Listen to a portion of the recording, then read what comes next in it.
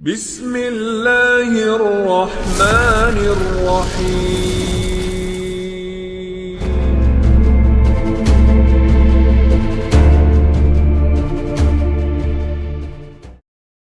Ma'asyiral muslimin yang dimuliakan Allah Subhanahu wa taala. Kita tahu bahwa salah satu yang wajib diimani adalah beriman dengan adanya hari akhir. Dan hari akhir itu ada arkannya, ada rukun-rukunnya. Dan rukun-rukun hari akhir itu terdapat 5 perkara yang harus diyakini. Yang pertama, kematian. Wajib diimani, karena kita pasti mati. Yang kedua, alam barzah. Harus diyakini. Kemudian yang ketiga, alam mahsyar. Bahwa kita akan dibangkitkan oleh Allah Subhanahu wa taala dan dikumpulkan. Kemudian yang keempat, hisab, balasan. Dan yang terakhir adalah al-jaza, kesudahan daripada manusia. Apakah dia layak masuk surga ataukah tidak layak masuk surga. Itulah gambaran beriman dengan hari akhir. Ma'asyiral muslimin yang dimuliakan Allah Subhanahu wa taala. Kita tahu bahwa ketika diutusnya Nabi sallallahu alaihi wasallam menjadi nabi dan rasul, disitulah mulai Israfil meletakkan ujung trompetnya dan siap meniup, menunggu izin dari Allah Subhanahu wa taala. Kenapa Israfil baru meletakkan moncong sangkakalanya saat diutusnya Nabi sallallahu alaihi wasallam? Karena Nabi kita adalah akhirul anbiya, akhir dari seluruh para nabi. Dan kita adalah akhir al-umam, akhir dari seluruh umat. Artinya tidak ada nabi setelah Nabi Muhammad sallallahu alaihi wasallam dan tidak ada umat setelah umat Rasul sallallahu alaihi wasallam. Setelahnya kiamat. Makanya Nabi sallallahu alaihi wasallam ketika suatu hari tidak nyenyak tidur, tidak enak makan, merenung, sahabat heran dan bertanya. Maka Nabi sallallahu alaihi wasallam menjawab, bagaimana mungkin aku bisa nikmat hidup, nikmat tidur, nikmat makan, nikmat minum dan begitu seterusnya. Faqad iltaqama sahibul qarni qarnan. Sementara malaikat Israfil, pemilik sangkakala itu, siap meniupkan trompetnya. Kapan diizinkan Allah, maka dia akan tiupkan itu. Tetapi keadilan Allah Subhanahu wa taala, setiap perkara itu ada muqaddimahnya. Allah Subhanahu wa taala tidak langsung mengkiamatkan alam semesta ini, tapi ada muqaddimahnya yang disebut dengan alamat kiamat kubra. Ada alamat-alamat kiamat besar. Tentu sebelumnya ada alamat-alamat kiamat kecil. Tapi mendekati kiamat ini yang muncul tanda-tanda alamat besar, dan itu jumlahnya 10 tanda. Kalau terjadi 10 tanda ini, maka habislah alam semesta. Secara ringkas, yang pertama munculnya Dajjal. Kemudian yang kedua, turunnya Isa ibn Maryam. Kemudian yang ketiga, munculnya Ya'juj wa Ma'juj. Ini 3 alamat pertama. Kemudian 3 alamat pertengahan, munculnya dukhan.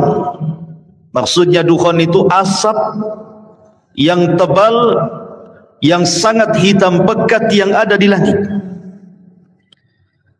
Kemudian setelahnya munculnya matahari dari arah barat.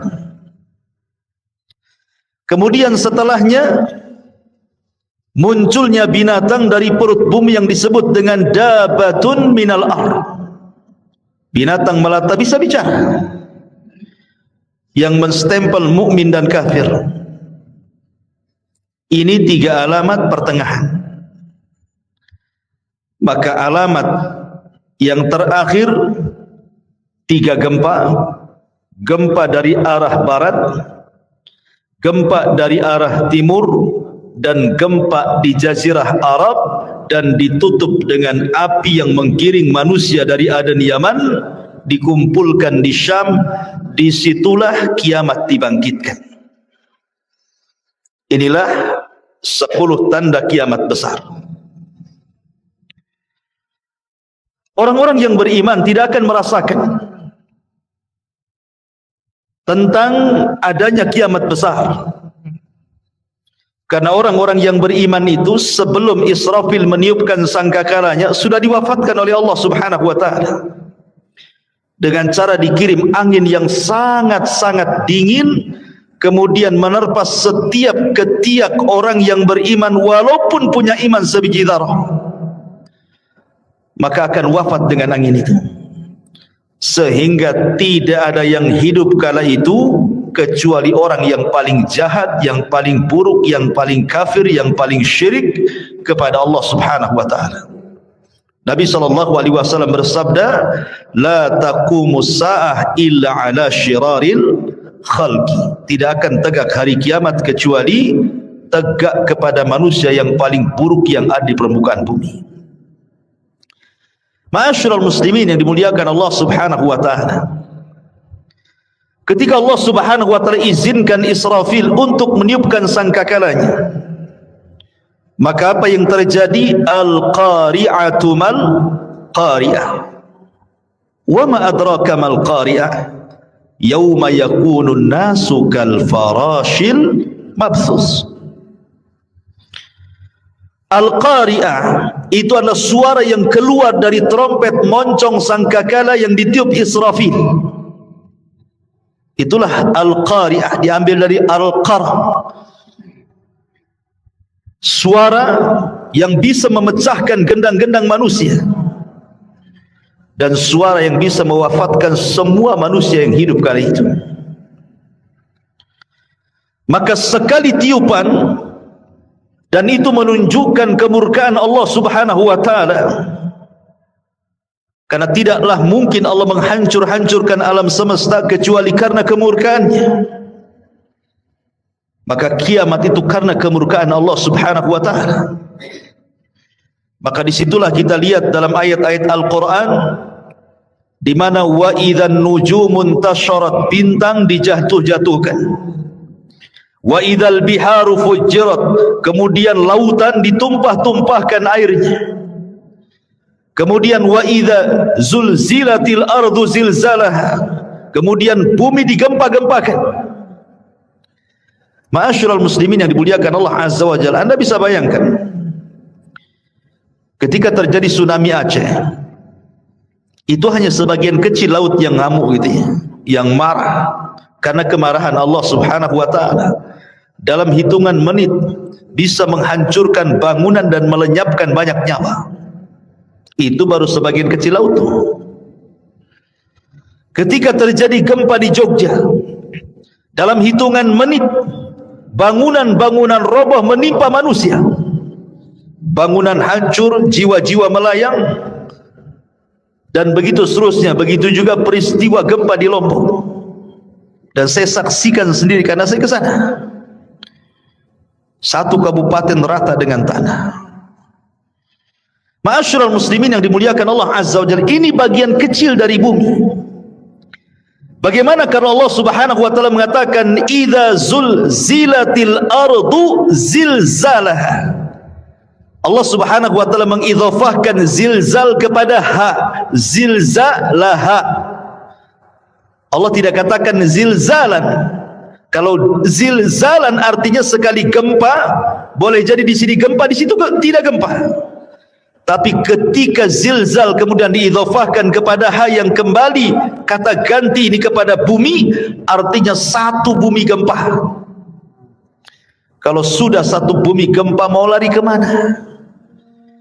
Kalau gempa di Batam bisa lari ke Tanjung Pinang, gempa di Tanjung Pinang bisa lari ke Medan, kan gitu.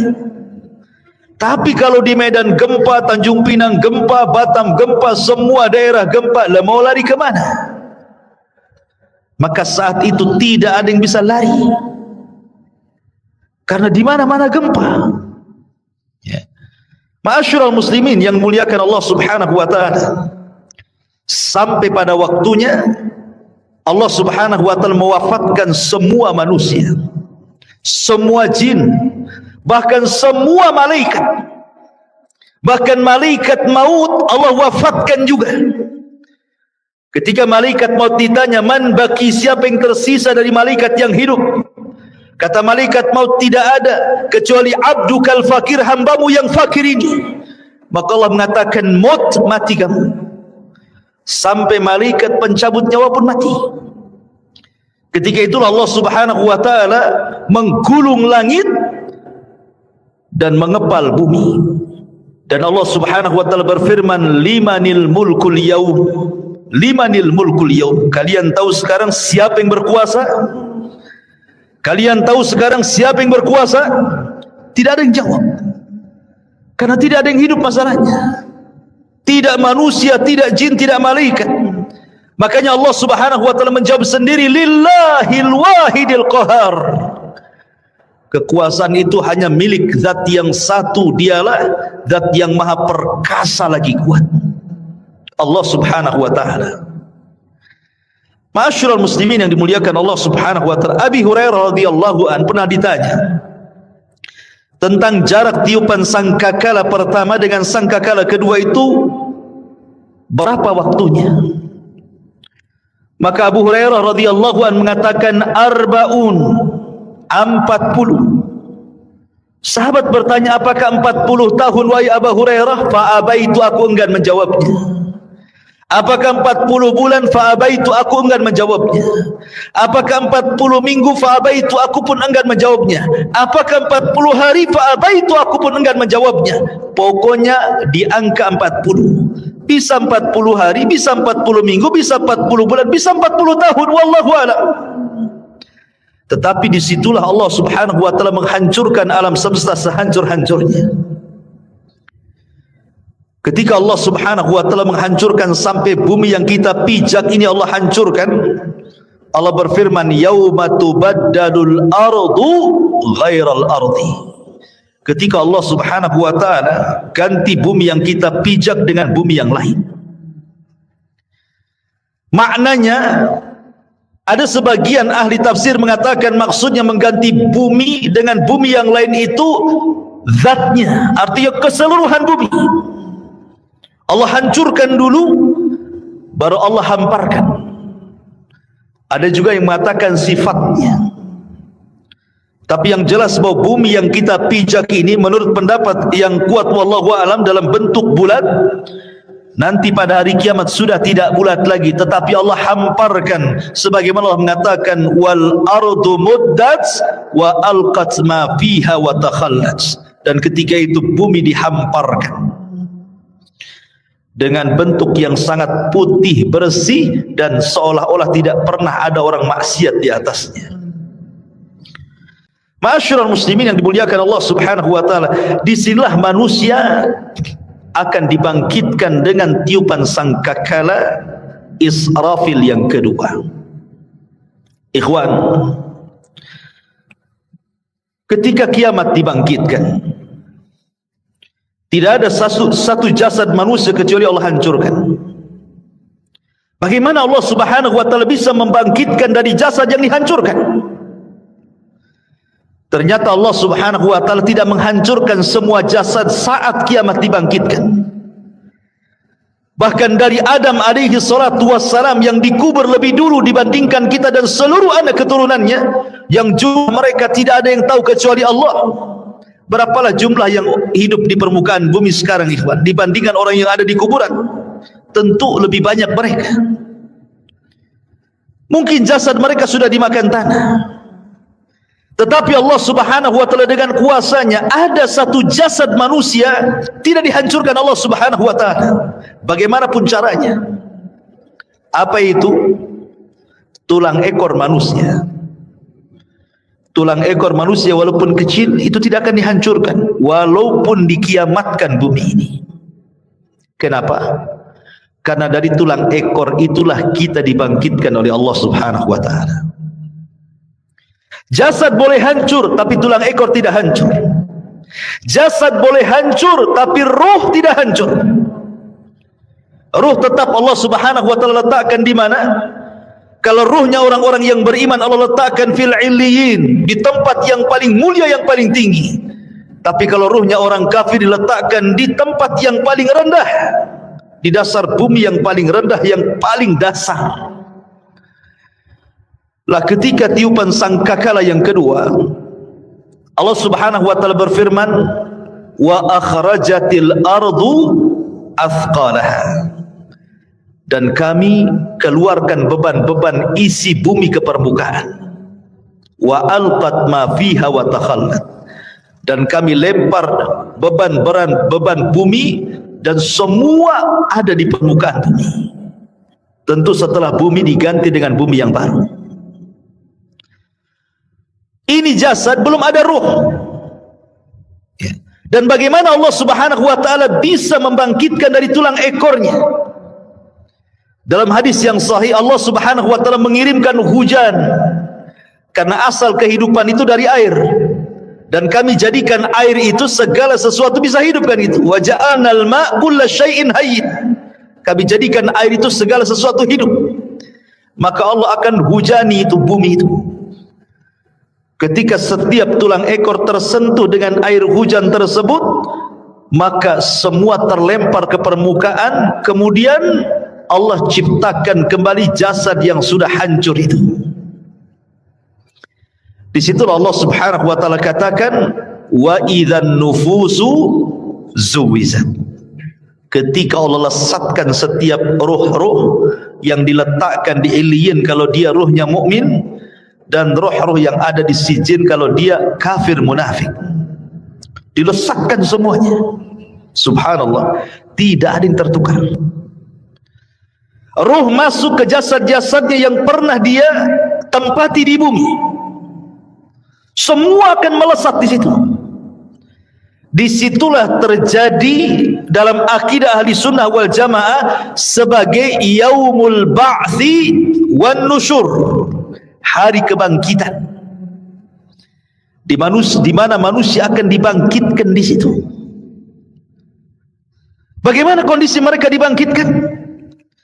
Allah subhanahu wa ta'ala menyamakan kebangkitan manusia di padang mahsyar itu dengan dua binatang. Pertama dengan laron, dan yang kedua dengan belalang. Adapun dengan laron, Allah subhanahu wa ta'ala berfirman, al-qari'atu mal-qari'ah, wa ma adraka mal-qari'ah, yawma yakunu nasu kal farash. Farash itu artinya laron yang berhamburan. Tetapi dalam ayat yang lain Allah mengatakan kal jaradil muntashir, seperti belalang-belalang yang berterbangan. Satunya laron berhamburan, satunya belalang berterbangan. Apa bedanya? Menurut ulama akidah, adapun ketika Allah subhanahu wa ta'ala menyamakan hari kebangkitan itu manusia seperti laron, itulah permulaan kebangkitan. Di mana ketika manusia bangkit, ikhwan, manusia itu tidak tahu harus kemana. Karena padang pasir itu la ma'lama fi, tidak ada tanda sama sekali. Karena tanah itu putih bersih, tidak ada tanda sama sekali. Ketika di dunia banyak tanda, ini desa, ini kecamatan, ini ibu kota. Ini gang, ini jalan, ini lorong, dan begitu seterusnya. Ini kota, ini desa, ini hutan. Di dunia ada maklam, ada tanda. Tapi di akhirat tidak ada tanda masalahnya. Anda mau lari kemana? Mau cari rumah siapa? Sementara ketika Allah Subhanahu wa ta'ala ganti bumi itu datar, tidak ada yang meninggi, tidak ada yang merendah, tidak ada gunung, tidak ada bukit, tidak ada lembah, semua datar. Kenapa Allah ciptakan seperti itu? Supaya menampung manusia sejak zaman Adam sampai yang terakhir mati. Kalau sekarang bumi dalam bentuk sekarang dibangkitkan sejak Adam sampai sekarang, mungkin bumi tidak akan cukup. Karena ada tempat-tempat yang tidak layak dihuni, kan gitu. Tetapi ketika bumi didatarkan, tidak ada yang meninggi, tidak ada yang merendah, tidak ada gunung, tidak ada bukit, tidak ada lembah, semua orang bisa bangkit di situ. Ma'asyiral muslimin yang dimuliakan Allah Azza wa Jalla, ketika awal bangkit itulah Allah mengatakan seperti laron. Antum perhatikan laron, apabila ada lampu datang laron. Laron ini kalau terbang tidak ada aturan. Nabrak kawannya, tiba-tiba besoknya sudah sayapnya bertebaran di mana-mana, jatuh sana kemari, kan? Begitulah kondisi laron. Itulah awal kebangkitan. Manusia lari ke sana, lari ke sini, tidak tahu kemana harus dituju. Nabrak sana, nabrak sini. Ya. Baru setelah kemudian ada panggilan di satu titik, agar mereka mendekati kepada panggilan yang Allah Azza wa Jal perintahkan malaikat untuk memanggil, barulah mereka tertib mengarah ke satu titik. Itulah yang disebut dengan jaradil muntashir, seperti belalang. Karena belalang ini kalau terbang bersama koloninya, dia jelas kemana arahnya. Ya. Makanya Allah Subhanahu wa ta'ala menyebutkan dengan dua binatang, belalang dan laron, baru ke satu titik. Ma'asyiral muslimin yang dimuliakan Allah Subhanahu wa ta'ala, di sini ada peristiwa yang luar biasa. Saat terjadi kiamat, ikhwan, semua bintang dan galaksi dijatuhkan dan ditubruk-tubrukan, kecuali dua bintang yang tidak dijatuhkan. Pertama matahari dan bulan tidak dijatuhkan. Justru matahari yang tidak mungkin berjumpa dengan bulan. Karena ketika terbenamnya matahari muncul bulan, ketika bulan kemudian terbenam muncul matahari. Tidak mungkin bulan berjumpa dengan matahari. Tapi nanti pada hari kiamat Allah katakan wa jumi'asy syamsu wal qamar. Allah gabungkan matahari dan bulan jadi satu. Inilah makhluk yang Allah Subhanahu wa ta'ala kemudian diletakkan di atas kepala kita 1 mil pada hari kiamat. Sampai rawi hadis ragu-ragu tentang bahasa mil dalam hadis itu. Apakah mil itu maknanya jarak?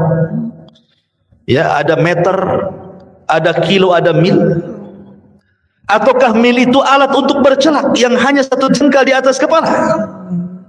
Wallahu alam, kata perawi hadis ini. Anggaplah 1 mil itu di atas kepala itu maksudnya mil jarak. Itu saja ikhwatu fiddin sudah luar biasa panasnya. Apalagi kalau di atas kepala. Padahal di dunia ini Allah Subhanahu wa ta'ala sudah berikan keadilan, kan?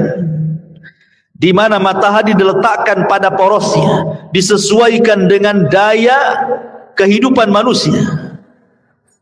Sehingga manusia tidak terlalu kedinginan, tidak terlalu kepanasan. Allah letakkan persis di porosnya. Kalau seandainya matahari yang di porosnya ini mendekat sedikit ke bumi, terbakar bumi. Kalau seandainya matahari di porosnya menjauh dari bumi, bekulah bumi. Makanya Allah letakkan itu supaya tidak beku dan tidak terbakar, pas di tempatnya. Tetapi Allah Subhanahu wa ta'ala pada hari kiamat Allah kumpulkan matahari dan bulan. Walaupun kesudahannya matahari dan bulan ini kemana? Dimasukkan ke dalam jahannam.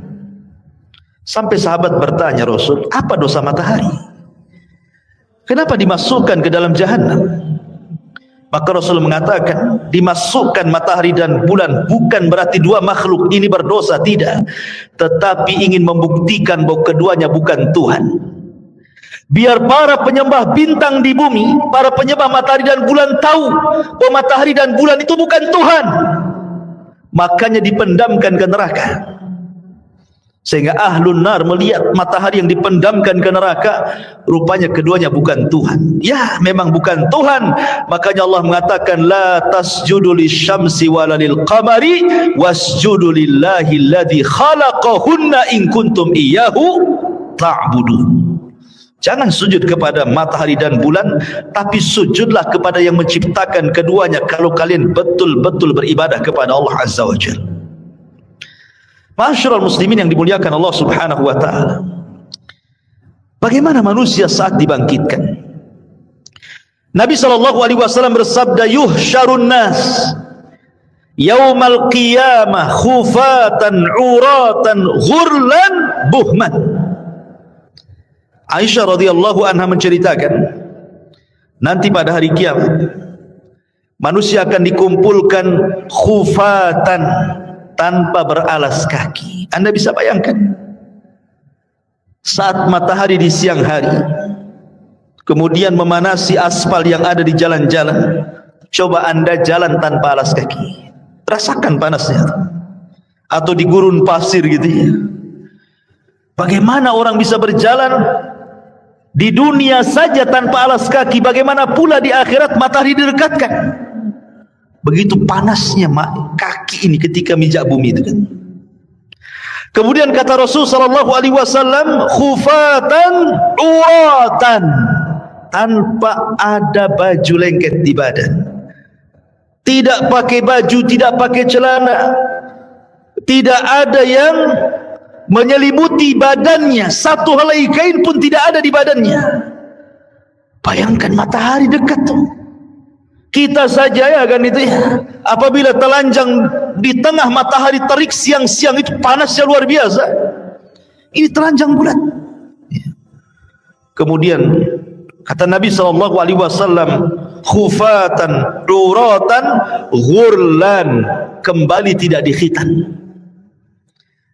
Waktu kita dikhitan, kita dibuang kulit, kemaluan kemudian entah berantah kulit itu. Tapi Allah akan kembalikan lagi ke setiap jasad manusia. Untuk apa? Lidiqqatil hisab, kata para ulama, supaya hisabnya betul-betul komplit.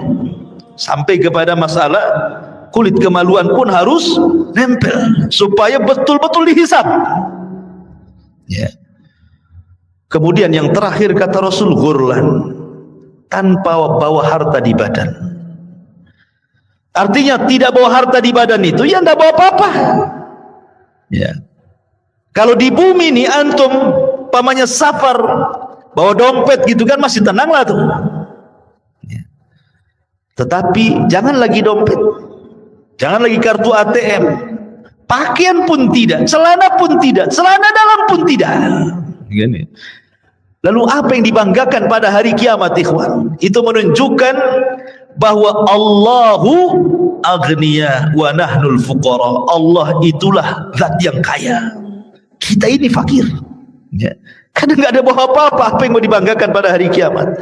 Dibangkitkan tuh semua akan sama. Baik para raja yang dibangkitkan seperti itu, para menteri yang dibangkitkan seperti itu, orang-orang kaya yang dibangkitkan seperti itu, orang miskin juga sama, semua sama. Tidak ada yang dibanggakan pada hari itu di hadapan Allah Subhanahu wa taala, dan tidak ada yang disombongkan pada hari itu. Ma'asyiral muslimin yang dimuliakan Allah Subhanahu wa taala. Ada sebuah hadis yang dikeluarkan Imam Muslim. Nabi sallallahu alaihi wasallam mengatakan, yub'atsu kullu 'abdin 'ala ma mata 'alaihi. Manusia akan dibangkitkan pada hari kiamat sesuai dengan kondisi saat dia mati. Walaupun sebagian ulama hadis mengatakan bahwa hadis ini maksudnya dibawa ketika sakaratul maut. Bahwa manusia itu saat kematiannya disesuaikan dengan kebiasaan hidupnya, gitu maksudnya. Kalau kebiasaan hidupnya dia baik, insya Allah akan diwafatkan dengan cara husnul khatimah. Kalau kebiasaan hidupnya jahat, bisa saja dia diwafatkan dalam su'ul khatimah. Tapi ada juga yang mengatakan dari kalangan muhadditsin bahwa hadis ini berbicara tentang kebangkitan. Manusia itu akan dibangkitkan sebagaimana saat dia mati. Makanya Nabi SAW, kenapa ketika orang-orang yang haji itu, yang masih menggunakan kain ihram, kemudian qadarullah meninggal, kata Nabi SAW suruh dikafani dengan ihramnya kan, karena dia akan bangkit pada hari kiamat dan dia akan menggunakan pakaian itu sambil mengucap labbaik Allahumma labbaik. Kemudian ketika Nabi SAW menguburkan para syuhada, mereka tidak dimandikan, tidak dikafankan, tidak disolatkan, langsung dimasukkan ke dalam liang lahat dengan pakaian mereka yang masih berlumuran darah, karena mereka akan dibangkitkan seperti itu dan darah-darah mereka menjadi saksi syuhada mereka. Dan saat dikubur, maka malaikat Munkar dan Nakir tidak akan bertanya soal siapa Tuhanmu, siapa nabimu, apa agamamu. Kenapa? Karena kata Nabi SAW, kafa, cukuplah bibariqatis suyuf, kilatan-kilatan pedang saat jihad, fitnah bagi dia, sehingga tidak ada fitnah kubur lagi. Ma'asyiral muslimin yang dimuliakan Allah Azza wa Jalla, bahkan pada hari kiamat Abu Sa'id Al-Khudri radhiyallahu anhu mengatakan, nanti pada hari kiamat ada orang-orang yang diseret dengan wajahnya. Subhanallah, kita di bumi berjalan dengan kedua kaki, tapi nanti saat dibangkitkan ada manusia-manusia berjalan kakinya di atas, kemudian wajahnya diseret, wajahnya di bawah, jalan dengan kepalanya. Sahabat bertanya, ya Rasulullah, wahai Rasul, kok ada orang yang seperti itu? Maksudnya kok bisa, bukankah di dunia dia berjalan dengan kakinya? Maka Nabi mengatakan, alaysa alladhi amshahu ala rijlaihi fid dunya qadiran ala an yamshiyahu ala wajhihi yaumal qiyamah. Kata Nabi SAW, bukankah ketika di bumi dia bisa berjalan dengan kedua kakinya? Siapa yang menjadikan dia bisa berjalan seperti itu? Allah. Maka sebagaimana Allah mampu menjalankan manusia di bumi dengan kedua kakinya, maka Allah pun mampu menjalankan dengan wajahnya pada hari kiamat. Dan mereka orang-orang kafir. Bahkan subhanallah, al-jaza min jinsil amal ikhwan, balasan itu sesuai dengan amalannya. Ada manusia saat dibangkitkan itu kecil, ya. Di tengah manusia yang besar-besar, dia dibangkitkan seperti semut, sehingga dia harus terseok-seok menghindari langkah kaki orang yang lari ke sana kemari. Lihatlah semut kecil kan. Kalau seandainya kita melihat semut kecil kemudian kita jalan, terkadang ada semut yang kita injak. Jadi ada ketika dibangkitkan itu, manusia dibangkitkan seperti seekor semut kecil sekali. Dia harus terseok-seok ke sana kemari menghindari injakan-injakan manusia yang lari ke sana kemari. Siapa mereka? Mereka al-mutakabbirun, orang-orang yang sombong. Sebagaimana Nabi SAW bersabda tentang mereka, bahwa orang-orang yang sombong akan diciptakan seperti biji zarah pada hari kiamat. Mereka terseok-seok karena menghindari injakan kaki manusia yang besar itu. Kenapa Allah buat dia kecil? Karena ketika di dunia dia merasa besar. Ya kan, orang sombong itu kan merasa besar ya. Maka Allah buat kecil pada hari kiamat. Ada juga ma'asyiral muslimin yang dimuliakan Allah Azza wa Jalla, ketika dia bangkit, dia kemudian tersiak-siak kayak orang mabuk, tidak tahu harus kemana. Dan mereka adalah para pemakan riba. La yakumuna illa kama yakumul ladzi yatakhabbathu syaitanu minal mas. Pemakan riba itu nanti bangkit pada hari kiamat seperti orang yang kesurupan, yang dimasuki setan ke dalamnya, oyong ke sana kemari. Ada juga kata Nabi SAW, orang yang dibangkitkan itu buta, padahal di dunia dia melihat, sehingga dia kemudian mengatakan, Rabbi lima hasyartani a'ma wa qad kuntu basira. Rabb, kenapa kau bangkitkan aku dalam kondisi buta? Dulu di dunia aku melihat. Maka Allah Subhanahu wa taala mengatakan, ya, karena engkau ketika di dunia melupakan ayat-ayatku, sekarang kulupakan kau buat buta, kata Allah Subhanahu wa taala. Jadi macam-macam orang dibangkitkan itu. Ada yang berteriak-teriak memanggil-manggil Allah Subhanahu wa taala, ya Rabb, ya Rabb. Tapi Allah tidak memandangnya sama sekali. Ada orang-orang yang tidak akan pernah dipandang pada hari kiamat. Bahkan tidak akan diberikan rahmat. Bahkan sudah disediakan azab yang pedih.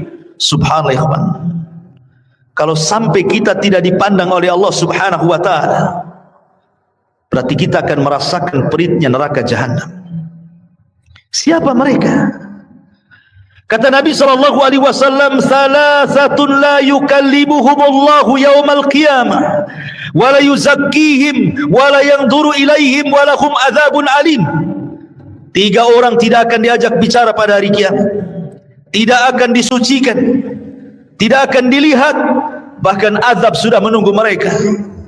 Pertama, syekhun zani, sudah tua tapi suka berzina, menunjukkan akhlaknya buruk.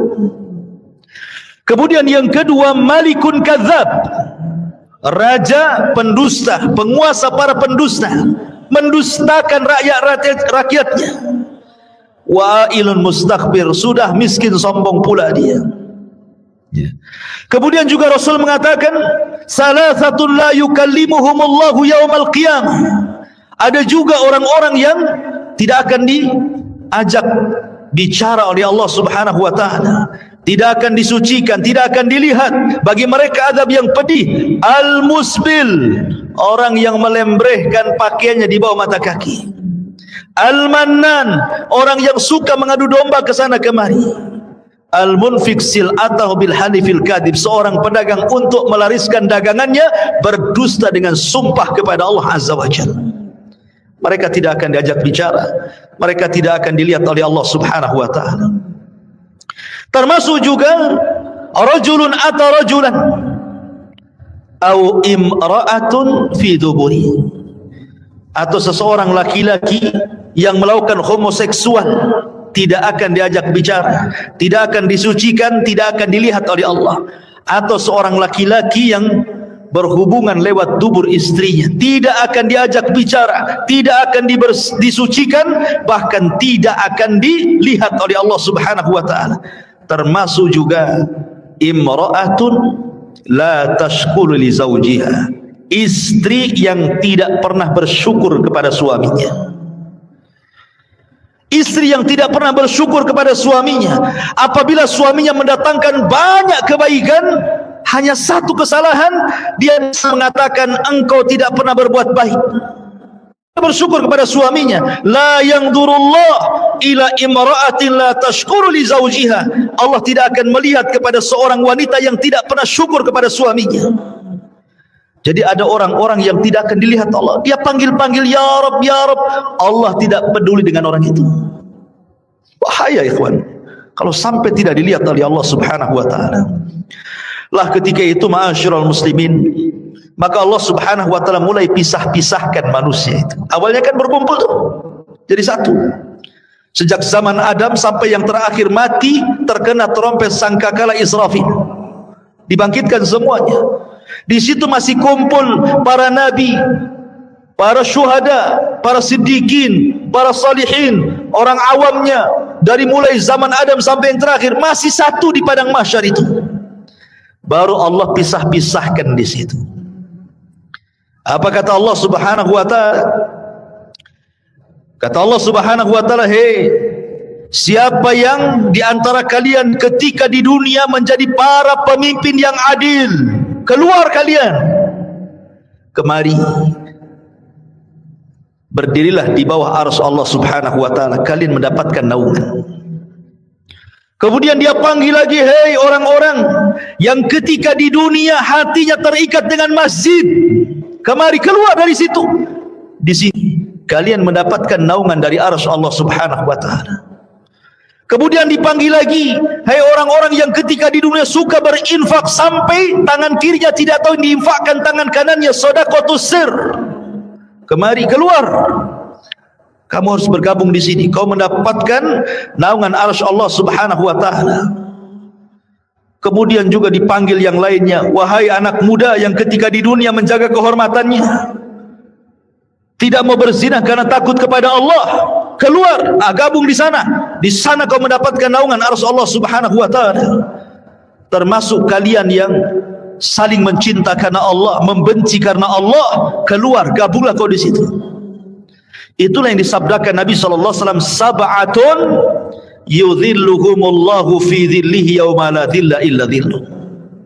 7 orang yang akan mendapatkan naungan di hari yang tidak ada naungan kecuali naungan Allah Subhanahu wa taala. Mereka akan dikeluarkan, ya, akan dikelompokkan sesuai dengan amalan mereka, gitu maksudnya. Termasuk ahli sedekah, karena sedekah itu as-sadaqatu, bahwa sedekah itu akan mendapatkan naungan pada hari kiamat. Ma'asyiral muslimin yang dimuliakan Allah Subhanahu wa taala, lalu berapa waktu mereka harus tinggal di padang mahsyar itu? Ulama mengatakan bahwa mereka akan tinggal di padang mahsyar itu 50 alfasana, 50.000 tahun. Tentu 50.000 tahun ini berlaku kepada orang-orang kafir, berlaku kepada orang-orang munafik dan orang-orang mujrim. Tapi orang-orang yang beriman tidak. Hisab mereka cepat. Kenapa? Karena usianya juga pendek. Kata Nabi SAW, a'maru ummati baina sittina wa sab'in. Usia umatku itu berkisar 60 sampai 70 tahun saja. Karena usianya pendek, hisabnya pun cepat. Tapi kalau umat dulu kan usianya lama-lama, sehingga hisabnya juga lama.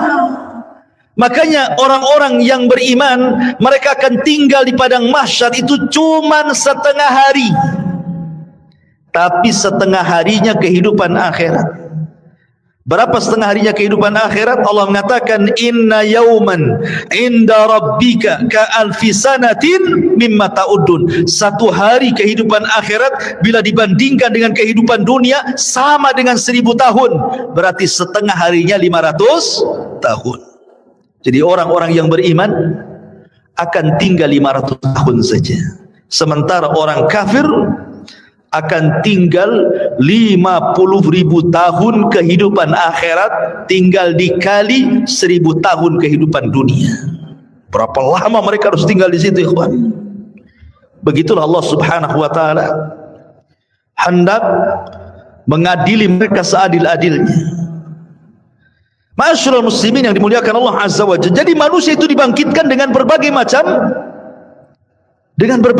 gaya. Makanya Allah mengatakan ashtatan liyurau a'malakum. Ashtah, ya, ashtah itu artinya bangkitnya macam-macam. Ya, tadi ada yang buta, ada yang oleng gitu ya. Ada yang kepalanya di atas, kepalanya di bawah, kakinya di atas gitu ya. Ada yang kemudian pincang jalannya, macam-macam orang itu dibangkitkan. Kemudian habis itu dikelompok-kelompokkan, ahli sedekah dengan ahli sedekah, ahli Quran dengan ahli Quran, ahli solat dengan ahli solat, dan begitu seterusnya. Ma'asyiral muslimin yang dimuliakan Allah Azza wa Jalla, disinilah banyak peristiwa yang akan dilalui. Apa saja peristiwa setelah kematian itu? Kalau boleh saya singkat, nanti saya bentangkan sedikit. Yang pertama sudah saya jelaskan, kebangkitan. Yang kedua, hasyar, pengumpulan manusia di padang mahsyar. Kemudian yang ketiga, al-haud, telaga. Manusia akan minum dari telaga. Kemudian yang keempat, syafaat, syafaatul uzma. Orang meminta syafaat kepada para nabi. Kemudian yang kelima, dimulai hisab. Kemudian yang keenam, barulah kemudian diterbangkan catatan. Baru ada yang mengambil dengan tangan kanan, tangan kiri, dan di belakang punggungnya. Kemudian yang nomor 7, barulah ada mizan, timbangan. Kemudian yang nomor 8, barulah kemudian jahanam didatangkan, kemudian jembatan diletakkan di bawah jahanam. Di atas jahanam, bawahnya jahanam, itulah titian siratal mustaqim. Jisrun mamdudun fawqa jahannam. Sebuah titian, bawahnya jahanam. Kemudian manusia akan lewat di titian itu. Kemudian yang nomor berapa? 9. Manusia akan kumpul di kontor. Disinilah akan terjadi kisos. Tapi kisosnya sesama orang yang beriman. Tapi kalau kisosnya sesama orang kafir sebelum titian siratal mustaqim. Baru setelah di kontor, barulah mereka akan berjubel di pintu-pintu surga. Baru setelah itu tidak ada yang bisa membuka pintu surga kecuali Nabi SAW. Baik, kita urai sedikit. Tadi sudah jelaskan yang pertama hari kebangkitan, manusia dibangkitkan, kemudian dikumpulkan. Ketika manusia tertidur dan cukup lama, kemudian terbangun, pasti yang Anda rasakan akan merasakan haus yang luar biasa. Iya kan? Kalau tidur lama gitu kan, bangun pasti pengen minum. Seperti Anda juga pengen minum. Itu ya. Bismillah, minum dulu. Masya Allah. Jadi ketika mereka kehausan ini, maka mereka mencari air. Setiap para nabi Allah Subhanahu wa taala sudah berikan telaga. Likullin nabi haudun. Setiap nabi diberikan telaga. Dan telaga yang paling besarlah telaga Nabi kita Muhammad sallallahu alaihi wasallam. Maka umat Rasul sudah diarahkan ke masing-masing nabinya. Termasuk kita umat Islam diarahkan kepada telaga nabi kita. Telaganya sangat besar. Airnya putih, lebih putih dibandingkan susu, kata Rasul. Lebih manis dibandingkan madu. Dan satu kali minuman tidak akan haus selamanya. Dan tidak akan rebutan karena gelasnya sejumlah bintang yang ada di langit, kata Nabi. Dan orang yang pertama dibolehkan minum, merekalah orang-orang Ansar dari kalangan sahabat Nabi SAW. Lah kenapa tidak muhajirin? Bukankah muhajirin adalah as-sabiqunal awwalun? Mereka lah yang awal-awal masuk Islam, baru kemudian Ansar kan itu. Kenapa di akhirat orang yang pertama minum orang Ansar dulu baru muhajirin, terbalik? Ya. Karena orang Ansar diberikan kesabaran ketika di dunia. Mereka tidak pernah mencicipi kekuasaan. Khulafaur Rasyidin semua dari muhajirin. Abu Bakar muhajirin, Umar muhajirin, Uthman muhajirin, Ali muhajirin, Hasan bin Ali muhajirin. Ganti ke kekuasaan kerajaan. Raja yang pertama Muawiyah ibn Abi Sufyan muhajir. Runtuhnya Bani Umayyah, berdiri Bani Abbasiyah, semua dari Mekah muhajirin. Semua kekuasaan itu dari muhajirin. Orang Ansar itu tidak pernah jadi raja. Mereka jadi rakyat. Makanya kata Nabi SAW,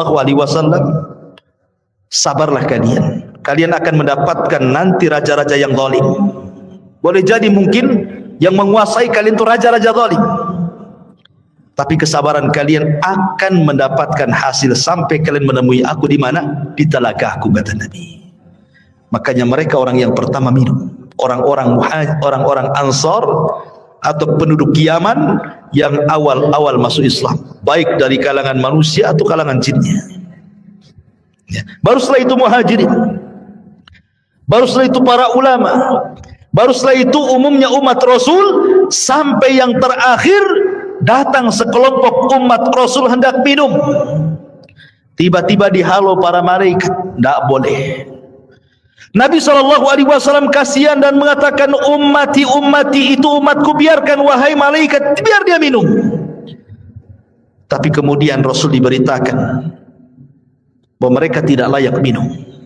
Kenapa? Ya Muhammad, innaka la tadri ma ahdatsu ba'daka innahum ghayyaru wa baddalu. Wahai Muhammad, engkau tidak tahu apa yang terjadi sepeninggalmu. Mereka itu sudah merubah ajaran-ajaran. Mereka itu sudah menjauhi sunnah-sunnahmu. Mereka tidak layak minum dari telagamu. Makanya ulama mengatakan orang yang tidak akan minum dari telaga Rasul, pertama orang murtad, tidak akan minum.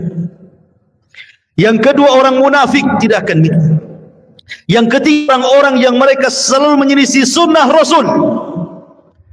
dari kalangan ahli bidah. Kemudian yang keempat, para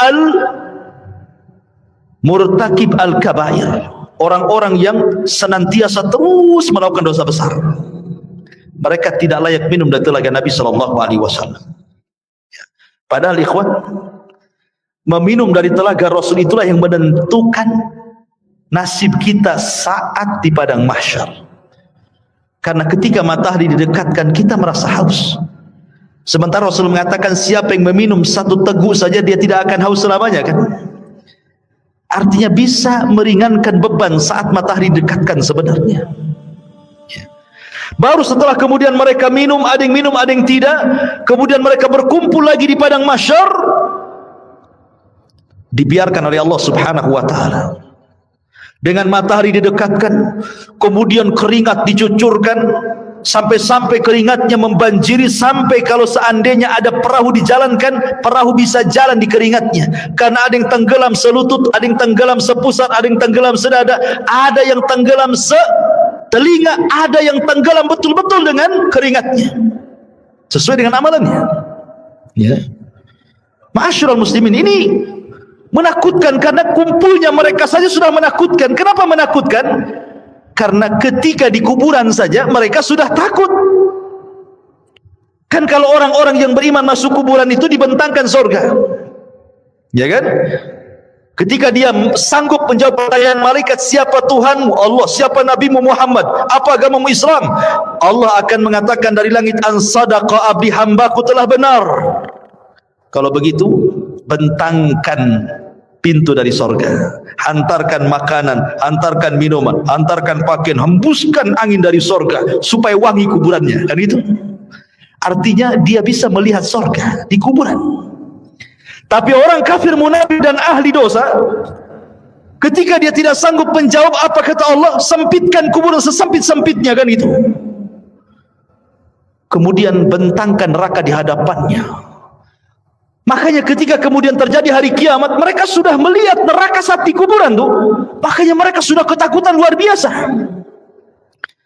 Dari situlah akhirnya kemudian ketika Allah biarkan saja di padang mahsyar seperti itu, mulailah orang-orang berakal di antara mereka datang kepada Adam. Ya Adam, anta abul bashar, kau ini bapak manusia. Isfa' lana ila rabbik, mintalah syafaat kepada Rabbmu. Ala tara ila ma nahnu fi, tidakkah kau iba kepada kami, lihat kondisi kami.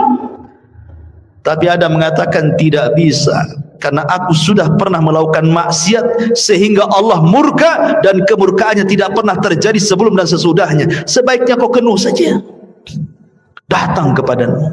Sama juga jawabannya. Kata Nuh, sebaiknya kau datang kepada Ibrahim. Sama pula jawabannya. Tidak bisa juga. Kata Ibrahim, sebaiknya kau datang kepada Nabi Musa. Musa pun sama. Bahkan kata Musa, sebaiknya datang kepada Isa. Jadi antara Adam, Nuh, Ibrahim, Musa, Isa, semua mengatakan nafsi, nafsi, urus diri kalian, katanya. Kata Isa bin Maryam, sebaiknya kalian datang kepada Muhammad sallallahu alaihi wasallam. Maka mereka datang kepada Rasulullah. Baru Nabi SAW tidak menolak permintaannya dan mengatakan ana laha, kan ku coba terus. Maka Nabi SAW berangkat sendiri, kemudian mendekati arsy Allah, kemudian sujud di bawah arsy dengan sujud yang sangat lama. Kemudian Allah datang dan mengatakan irfa ra'saka ya Muhammad. Kata Allah Subhanahu wa ta'ala, angkat kepalamu wahai Muhammad. Sal qul tusma, sal tu'ta, ishfa tushaffa. Katakan kau didengar, minta kau diberi, mintalah syafaat, ku beri kau syafaat, kata Allah. Ini yang disebut dengan syafaatul uzma, syafaat khusus yang hanya diberikan kepada Rasul kita, tidak diberikan kepada para nabi. Dan orang yang paling bahagia dengan syafaat Rasul, kata Abu Hurairah radhiyallahu an, dalam hadis Abu Hurairah, Nabi sallallahu alaihi wasallam bersabda, as'adun nas bi syafaati man qala la ilaha illallah. Orang yang paling bahagia dengan syafaatku, kata Rasul, adalah orang yang mengucapkan kalimat la ilaha illallah. Tentu bukan hanya lisan, artinya orang yang menegakkan tauhid, tidak melakukan kesyirikan. Yang sekarang lagi merebak para perdukunan itu syirik-syirik semua tuh. Ya, jangan percaya kepada mereka. Kalau harus percaya kepada dukun, percayalah ke dukun urut kan ini. Jelas-jelas ngurut dia kan. Nggak ada mantranya yang ngurutnya. Dukun bayi, ya kan? Kalau dukun santet nggak usah percaya. Dukun ramal apalagi. Ya. Jadi ma'asyiral muslimin yang dimuliakan Allah Azza wa Jalla. Setelah syafaat, apa yang terjadi? Setelah syafaat ardul a'mal, Allah akan memperlihatkan amalan kita, ikhwan. Liyurau a'malahum. Allah akan perlihatkan amalan kita. Makanya ada hadis yang mengatakan nanti pada hari kiamat akan didatangkan manusia membawa pahala sebesar Bukit Tihamah. Coba bayangkan, Bukit Tihamah itu besar. Ya, lebih besar daripada Uhud, cuman lebih kecil daripada Uhud. Cuman kata Nabi, nanti pada hari kiamat ada orang bawa pahala sebesar Bukit Tihamah. Diperlihatkan amalannya besar sekali. Tiba-tiba kemudian amalan itu dihilangkan. Gara-gara apa? Karena orang itu suka bermaksiat sendirian. Dia bermaksiat sendirian. Kok bisa maksiat sendirian? Nah, inilah ini alat maksiat sendirian. Ini alat maksiat sendirian. Cukup saya dan handphone saja. Itu maksiat sendirian, dalam kamar sendirian, nyumpet apa antum ya. Entah lagi nyebar hoax di situ. Copy paste hoax, ya kan? Atau apalah yang dilihat di situ. Ya. Waktunya sholat masjid aja situ kan. Ini maksiat sendirian. Nanti ada orang pada hari kiamat pahalanya sebesar gunung Tihamah. Rupanya setelah diperlihatkan itu saja, tiba-tiba dihilangkan. Kemudian ditanya kenapa dihilangkan? Itulah akibat maksiat sendiri, kesendirian tadi. Ada juga orang yang datangkan, masya Allah, di dunia ahli sedekah. Ahli sedekah. Ada masjid perlu bangunan disumbang dia, ada madrasah perlu uang disumbang dia, ada fakir miskin butuh biaya disumbang dia. Tidak ada tempat kecuali sumbang dia. Dipanggil oleh Allah, diperlihatkan amalan dia di dunia, dibuat layar tancap, seolah-olah dia diingatkan, tuh kamu tuh waktu di dunia itu, tuh kamu bawa uang ke masjid ini, kau bawa uang ke masjid itu, kau bawa uang ke panti asuhan ini. Diperlihatkan amalannya di dunia. Kemudian Allah mengatakan, betul itu kamu tuh yang jalan ke sana kemari? Oh iya, dengan bangganya. Itu saya, wahai Allah. Ya. Kemudian Allah mengatakan, untuk apa kau amalkan itu? Maka dia mengatakan, saya bersedekah untukmu ya Rabb. Kata Allah, kadzabta, dusta kamu. Kadzabta, dusta kamu. Engkau bersedekah itu supaya engkau dianggap dermawan. Engkau bersedekah itu supaya engkau dianggap pemurah. Engkau bersedekah itu supaya dipuji manusia. Kadzabta, dusta kamu. Akhirnya malaikat bawa ini seret dia ke neraka. Didatangkan lagi para mujahidin. Kemudian diperlihatkan bagaimana saat jihad dia banyak membunuh musuh, akhirnya dia mati syahid. Diperlihatkan sama Allah itu, betul kamu itu? Oh iya, itu saya, wahai Rabb. Apa yang melakukan? Ustushhidu fik, aku mati syahid karenamu ya Rabb. Kata Allah, kadzabta, dusta. Itu bukan. Kau ini perang hanya supaya orang menganggap kau pahlawan saja, kau pemberani supaya dikenang orang. Tidak. Kadzabta, dusta kamu. Seret, masukkan dia ke neraka. Didatangkan lagi orang pakar Quran, alim bil Quran. Sehari-harinya dia baca Quran, dia ajarkan Al-Quran, dia baca Quran, dia tegak kepada Allah dengan Al-Quran. Diperlihatkan, betul kamu itu yang semalaman salat dengan membaca Al-Quran? Oh iya, itu saya, wahai Rabb, katanya. Untuk apa kau lakukan? Oh, qara'tu fikal Quran, aku baca Quran untukmu ya Rabb. Kadzabta, dusta kamu. Kamu membaca Quran itu supaya manusia menganggap kau qari, ahli pakar Quran, hebat dalam Quran, dan begitu seterusnya. Kadzabta, dusta kamu. Seretkan neraka. Jadi ada orang-orang yang diperlihatkan amalannya, itu disebut ardul a'mal namanya. Baru setelah ardul a'mal masuk pada perkara hisab. Ikhwan, hisab ini mencakup pertama orang kafir, kedua orang munafik, ketiga orang yang beriman. Adapun orang kafir ada yang mengatakan tidak dihisab. Apa yang mau dihisab? Amalannya sudah lebur-lebur. Makanya Allah mengatakan a'maluhum karamadin istaddat bihi, amal mereka sudah habis, ludas di dunia saja enggak diterima. Lalu apa yang mau dihisab? Ada yang berpendapat tidak akan dihisab orang kafir, langsung ke jahanam. Tapi ada juga mengatakan tetap dihisab, hanya sekedar formalitas untuk menunjukkan keadilan Allah Subhanahu wa taala.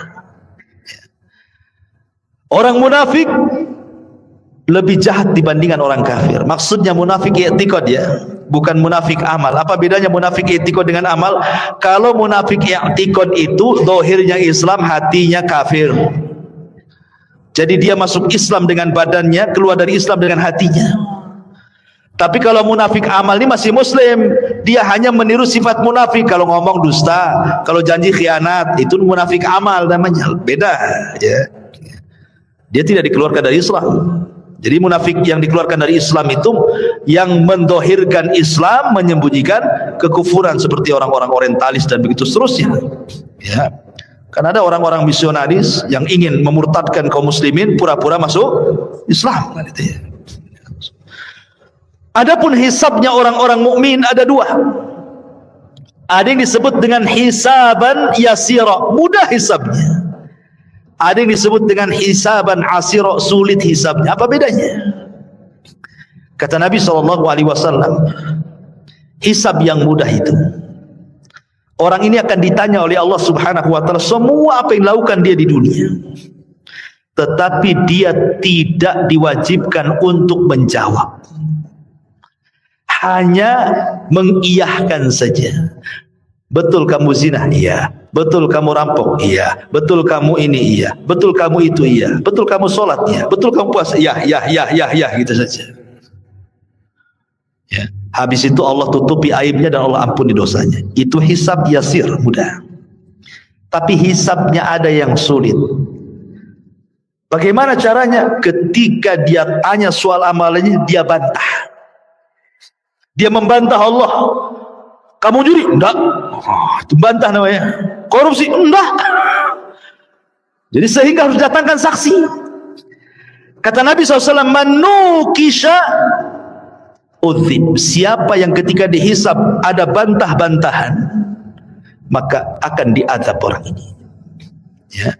Itulah yang disebut hisaban asir, hisab yang sulit. Kalau dia sampai bantah-bantahan, berarti dia mendapatkan hisab yang sulit. Tapi kalau tidak ada bantah-bantahan, dia hanya sekedar ikrar menetapkan apa yang ia lakukan saja, habis itu Allah tutup dan Allah ampuni, berarti dia mudah hisabnya. Ya. Itulah yang disebut dengan hisab mudah dan hisab sulit. Lah, setelah kemudian manusia dihisab, baru terjadi tatayur suhuf. Suhuf diterbangkan. Disuruh kita mengambil catatan kita masing-masing. Orang-orang yang beriman dengan bangganya dia ngambil dengan tangan kanannya. Kemudian dia mengatakan kepada manusia, "Iqra kitabak, lihat bukuku." Baca katanya. Dia sudah tahu isinya apa. Tetapi orang-orang kafir, dia ambil dengan tangan kirinya dan dia mengatakan, "Duhai kiranya aku tidak pernah punya catatan seperti ini." Datang orang munafik, diambil lagi dari belakang punggung dengan tangan kirinya lagi. Ya. Baru setelah itu terjadi mizan, timbangan. Apa yang ditimbang? Badannya, amalannya, dan catatan yang dibawanya. Faman thaqulat mawazinu fahuwa fi isyatir radiyah. Kalau berat timbangan kebaikannya, dia akan mendapatkan kehidupan yang diridhoi oleh Allah. Faman khaffat mawazinu fa ummuhu hawiyah wa ma adraka ma hiya narun hamiyah. Tapi yang kemudian khaffat, ringan kebaikannya, berat pula keburukannya, maka dia masuk ke neraka hawiyah. Ya. Ma'asyiral muslimin yang dimuliakan Allah Subhanahu wa taala. Baru setelah proses mizan timbangan, baru kemudian Allah Subhanahu wa taala akan datangkan apa? Jahannam. Allah mengatakan waji'a bi jahannam. Pada hari itu akan didatangkan neraka jahannam. Waji'a bi jahannam yauma idzin yatadzakkarul insan. Ketika jahannam dihadirkan, barulah ingat manusia, kenapalah di dunia saya seperti ini seperti itu. Kemudian malaikat akan datang bersaf-saf, wal malaku saffan saffa. Disitulah Allah Subhanahu wa ta'ala akan datang dan akan mengajak bicara satu persatu hamba-hambanya. Ada yang diajak bicara, ada yang tidak diajak bicara, sebagaimana sudah saya jelaskan tadi, ya. Baru setelah itu titian dibentangkan, jisrun mamdudun fawqa jahannam. Jadi akan diletakkan semacam jisr. Jisr itu jembatan, ya. Yang Nabi SAW katakan tentang masalah jembatan ini, kalau boleh saya ringkas, jembatan ini amat sangat licin. Jembatan ini menggelincirkan. Jembatan ini memiliki besi pengait yang sangat besar. Jembatan ini mudah terpeleset karena bukan lurus tetapi berbelok-belok dan bergerak. Jembatan ini lebih halus dibandingkan rambut, lebih tajam dibandingkan pedang. Ya, jembatan ini akan membelah telapak kaki manusia, sehingga tidak semua orang selamat dari titian ini. Lah ketika jembatan ini dibentangkan, kemudian Allah mengatakan wasiqal ladzina kafaru ila jahannam zumara. Allah langsung masukkan orang kafir, tidak pernah masuk titian orang kafir itu, langsung dimasukkan ke dalam jahannam. Sehingga yang tersisa cuma dua, mukmin dan kafir. Lalu Allah berikan cahaya untuk modal melewati titian itu. Ada yang seperti kilat atau di ujung saja. Ada yang seperti kuda balap atau di ujung saja. Ada yang seperti pelari kencang atau di ujung saja. Ada yang jalan, ada yang merangkak, ada yang jatuh bangun, begitu seterusnya. Karena ada kalalib di situ, ada kait mengait, ya, yang ujungnya seperti duri dan akan menghantam siapa saja. Kemudian kalau sudah terlempar dari jisr itu, dari titian itu, maka akan sampai di dasar jahanam itu setelah 70 tahun. Karena Rasul yang mengatakan, ketika ada suara dor gitu kan, Rasul mengatakan di hadapan para sahabat, tahu enggak kamu suara apa itu? Sahabat enggak tahu. Itulah batu yang dilempar dari atas titian setelah 70 tahun baru sampai sekarang dasarnya, katanya. Nauzubillah. Ya. Ma'asyiral muslimin yang dimuliakan Allah Azza wa Jalla. Baru setelah kemudian mereka bisa menyeberangi titian, ada yang berhasil, ada yang tidak. Sampai di sini lelahnya? Tidak, masih lelah lagi. Ada namanya kontor. Kontor itu tempat kisos. Ingat, kontor itu hanya bagi orang yang beriman saja. Tapi kalau kisosnya antar orang kafir atau orang mukmin mendolimi orang kafir atau orang kafir mendolimi orang yang beriman, itu sebelum titian. Karena orang kafir tidak mungkin naik ke titian. Jadi kalau ada orang Islam mendolimi orang kafir, terjadi kisos di sini. Kalau ada orang kafir mendolimi orang kafir, terjadi kisos di sini. Termasuk juga binatang akan dikisos. Sampai Rasul mengatakan, binatang yang bertanduk dengan binatang yang tidak bertanduk, yang ketika di dunia ditanduk-tanduk sama binatang yang bertanduk, akan didatangkan tuh, dicabut tanduknya, kemudian diletakkan ke yang tidak bertanduk. Allah mengatakan, tanduklah dia sebanyak dia menanduk kamu di dunia. Disaksikan oleh manusia itu kisos kepada binatang itu, semua akan dikisos. Ya, yang buaya makan kambing gitu ya. Kemudian harimau makan kancil, semua akan terjadi kisos. Tapi selesai kisos, selesai hisab, apa kata Allah? Kuni turaba, jadilah kalian tanah. Maka binatang-binatang itu semua jadi tanah. Orang-orang kafir menyaksikannya, tiba-tiba mereka mengatakan, ya laitani kuntu turaba. Duhai kiranya aku jadi tanah seperti binatang itu, kata. Mungkin tidak, mustahil. Ya. Lah ini kalau kisosnya di sebelum titian ini bagi orang-orang kafir, sementara kisosnya orang-orang yang beriman setelah titian. Inilah yang dikenal dalam hadis Nabi SAW sebagai hadis muflis namanya. Hadis orang bangkrut. Kata Nabi, atadruna mal muflis hadil ummah, tahu enggak kamu orang bangkrut di antara umatku ini? Sahabat ya polos saja, orang bangkrut ya orang gulung tikar, usahanya kolab, enggak punya dinar, enggak punya dirham. Oh, itulah orang bangkrut katanya. Kata Nabi, bukan. Orang bangkrut itulah orang yang datang dengan pahala salat, pahala puasa, pahala zakat, pahala-pahala lain-lainnya. Di satu waktu dia pernah mendolimi si fulan, mencaci maki, memukul si fulan, menumpahkan darah si fulan, mengambil harta si fulan, dan begitu seterusnya. Di sini terjadi antara barter pahala dan dosa.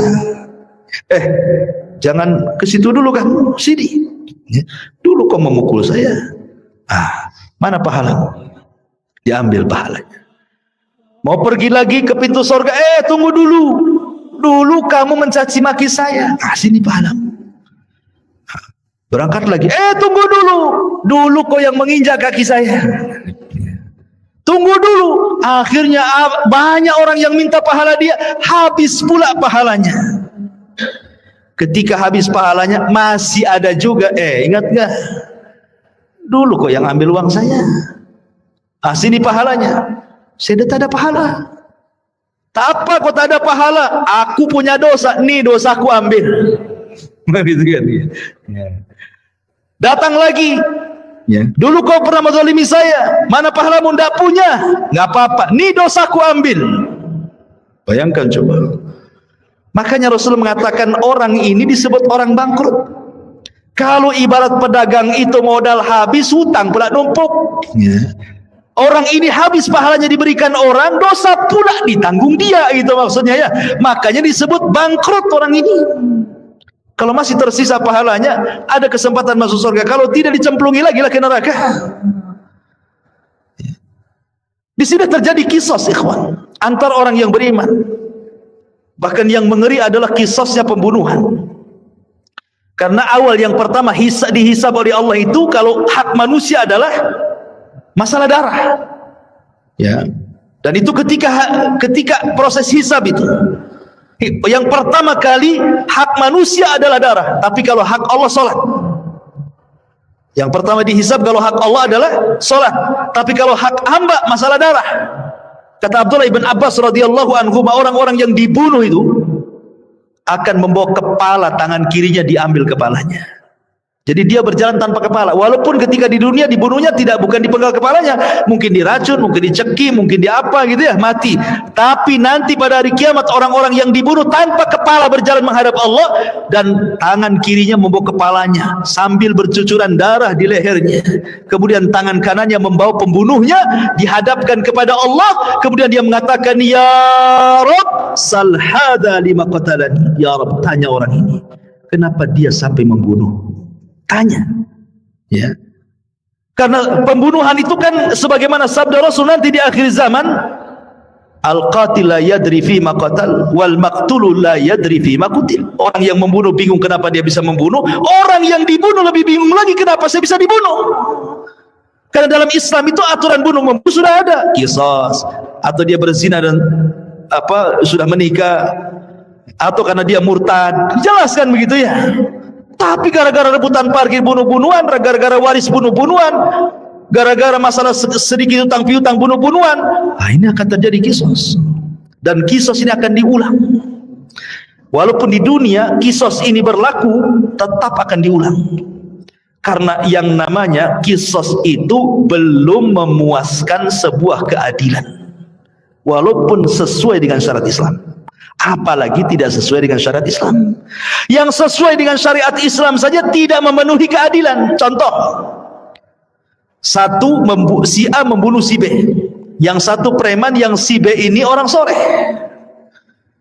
Si B ini dia penopang keluarganya, yang satu ini preman. Dibunuhlah orang baik ini, kemudian datang ke mahkamah Islam, diponis kisos, dibunuh premannya, akhirnya sama-sama mati kan. Tapi bagi keluarga belum ada keadilan. Ini yang mati orang baik, ya. Ketika dia sudah meninggal, akhirnya terputuslah nafkah ke keluarganya.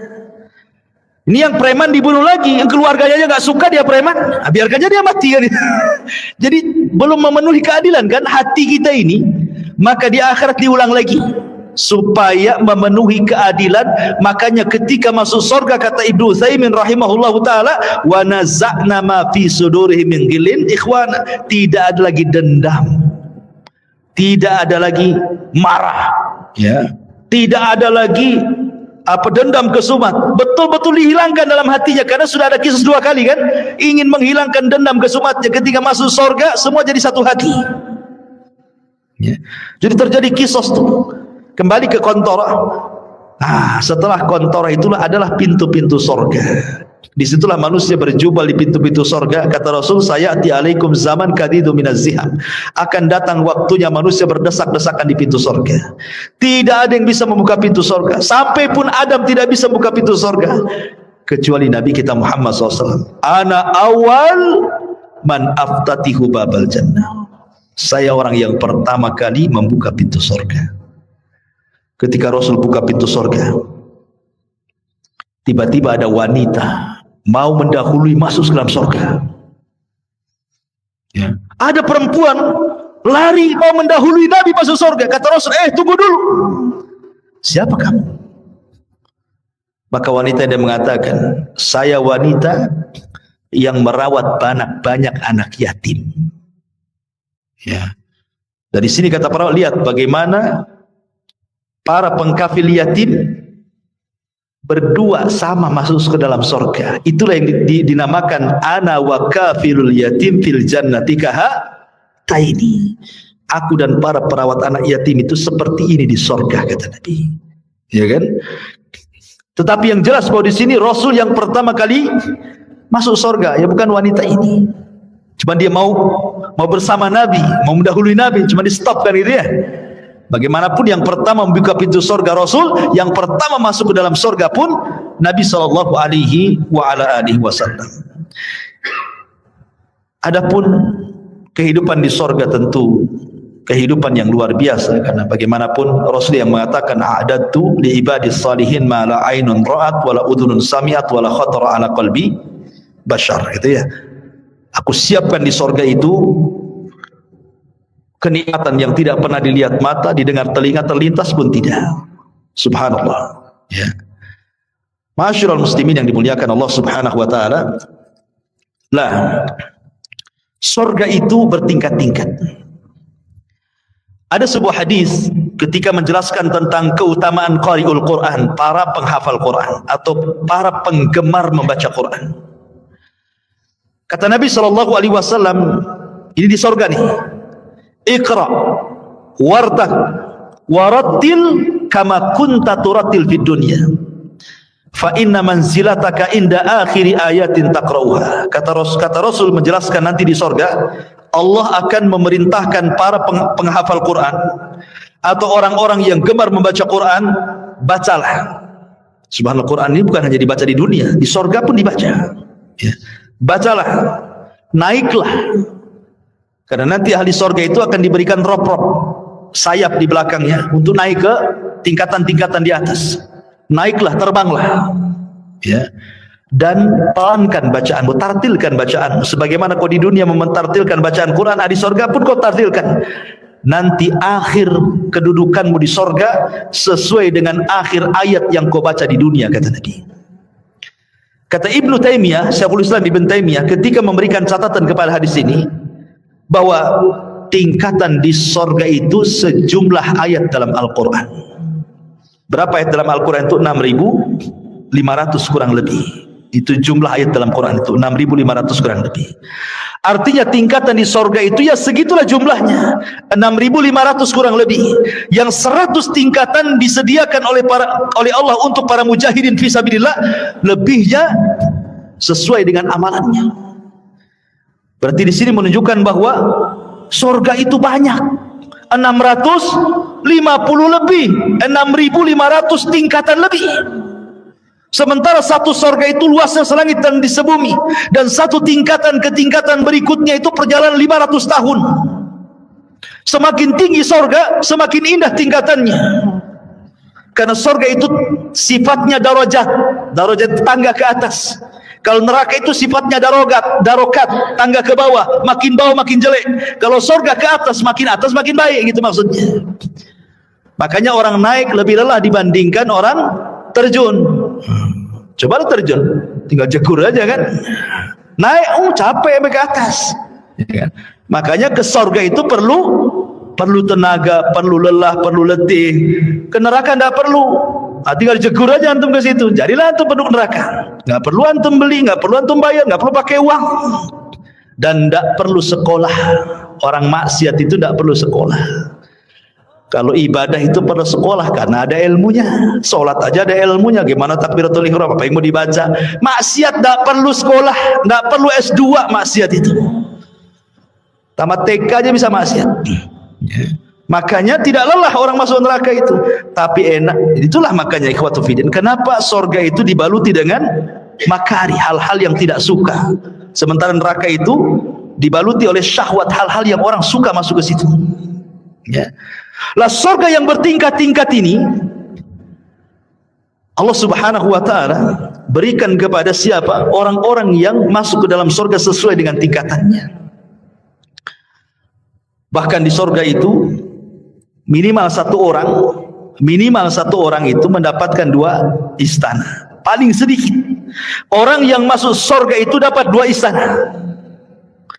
Dapat 2 istana. Kalau seandainya di dunia antum dapat 2 rumah di Sukajadi yang paling dalam, yang paling mewah itu, wah udah senang sekali. Tapi sayang rumah di Sukajadi nggak seberapa dibandingkan rumah di surga. Cuman karena nggak kelihatan, makanya malas untuk bangun rumah di surga. Maunya di dunia saja karena nampak gitu ya. Lah jadi paling sedikit orang masuk surga itu, setiap orang mukmin masuk surga minimalnya 2 istana Allah berikan. Kenapa? 1 istana solid milik dia, 1 istana itu milik orang kafir yang masuk neraka, diwariskan kepada orang yang beriman. Tilkumul jannah uristumuha, itulah surga yang diwariskan kepada kamu. Jadi minimalnya 2. Dan Allah mengatakan waliman khafa maqama rabbihi jannatan. Bagi yang takut kepada Rabbnya maka dia Allah berikan 2 surga. Tapi kita bisa lebih daripada hanya 2 istana. Bahkan setiap hari antum bisa menambah istana itu dengan mudah. Kata Rasul, barang siapa yang membaca qul huwallahu ahad Allahus samad lam yalid walam yulad walam yakul lahu kufuwan ahad 10 kali dalam sehari semalam, banallahu lahu baitan fil jannah. Allah akan bangunkan antum istana di surga tanpa modal. Cukup baca qul hu 10 kali. Modal? Tidak. Modal ngomong saja. Kalau antum bangun rumah, sak jelek-jelekan di kos-kosan, keluar uang pondasi, uang bata, uang batu, uang semen, uang spandek, uang keramik, macam-macam. Cukup kulhu 10 kali jadi itu istana di surga. Tapi baca kulhu aja malas, ya kan? Karena nggak nampak masalahnya. Coba kalau seandainya saya kasih rumah antum, nggak usah di Sukajadi, tiban kampung 1. Ya. Tapi kulhunya jangan 10, 5.000. Wow, langsung pada daftar tuh besoknya. Siap Ustaz, 5.000 kulhu, baca kulhu. Yang penting dapat rumah. Itu di dunia ya kan. 5.000 kulhu dia baca loh. Ini tidak perlu 5.000 kulhu, 10 saja dapat loh di surga. Tidak mau baca juga. La haula wala quwwata illa billah. Jadi itulah memang namanya keimanan kepada yang gaib, itu memang perlu keyakinan. Makanya kenapa dalam awal surah Al-Baqarah itu ciri orang yang bertakwa itu yang pertama kali beriman dengan gaib. Ya, yang gaib itu harus diimani.